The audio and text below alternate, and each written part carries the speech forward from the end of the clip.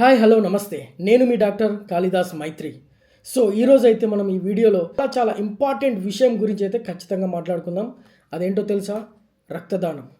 మీకు తెలుసా మీ ఒక్క రక్తదానం ఒక ముగ్గురిని బతికించగలుగుతుందని? 2 సెకండ్లకి ఒకరికైతే రక్తదానం అవసరపడుతుంది. ఒక ముగ్గురి జీవితం అనేది మన ఒక్కరి రక్తదానం పైన ఆధారపడి ఉంటుంది. అంటే రోడ్ ట్రాఫిక్ యాక్సిడెంట్లు అయ్యి డెలివరీ సమయంలో ఒక మదర్కి రక్తం అవసరపడవచ్చు, ఒక బిడ్డకి రక్తం అవసరపడవచ్చు, ల్యూకేమియా అని, థలసీమియా అని. వారికైతే ఖచ్చితంగా ఈ రక్తం మీదనే వాళ్ళు ఆధారపడి ఉంటున్నారు. కాబట్టి వారి కోసమైతే ఈ రక్తదానం అనేది చాలా చాలా చాలా అవసరం. సో ఫ్రెండ్స్, మనమైతే ఖచ్చితంగా రక్తదానం చేద్దాం. మన వంతు సహాయంగా ఈ సమాజానికి, ఈ దేశానికి అయితే ఒక 3 ప్రాణాలను అయితే మనము కాపాడుకుందాం.